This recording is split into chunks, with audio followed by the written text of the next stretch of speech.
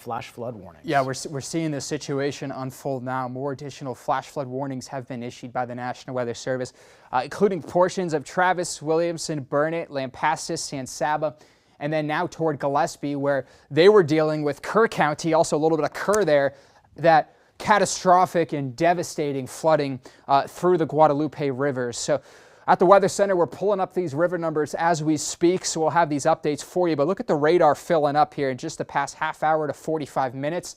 You see this cluster of showers and storms way up toward Lampasas and San Saba. So what I'm going to do is I'm going to zoom in a few different areas and show you the different flash flood warnings that are in effect. Probably the biggest one that people want to know is Gillespie County and Kerr County, right along I-10 there. You can see from Hunt to Kerrville, the Guadalupe River stretches through this area that I'm tracing with my fingers. So they're right on the bottom end of that flash flood warning. But still, this is in effect for a good chunk of Gillespie County, just west of Fredericksburg and Highway 87, including Morris Ranch are in this flash flood warning, and then Harper's just on the end of it, as well as Kerrville. So this takes up a good chunk. There's Junction Highway. They've been in the news several times from this flash flooding, especially on that specific Guadalupe River. So we'll zoom in again and show you Hunt and Kerrville, where they're on, again, the extent of this. Ingram as well included on this along the state highway. What I'm going to do is I'm going to zoom out and we'll begin to show you the other areas that are affected. Travis, Williamson, and portions of Burnett County. Now, Marble Falls and Burnett, you're just outside of this along State Highway 281. But this takes up a good chunk of a highly populated area. Georgetown's had tremendous flooding there from the San Gabriel River, so we're going to have to watch those levels.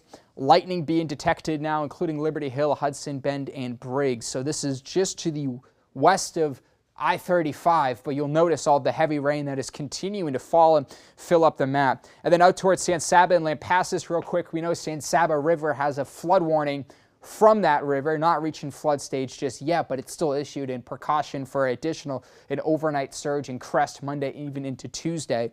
But as of right now, Brownwood down to Richland Springs, San Saba, be ready for some heavy rain moving in the next few minutes or so. So all of this is continuing to fall. We've shown you these rainfall rates anywhere from around 1 up to 2.7, almost 3 inches of rain.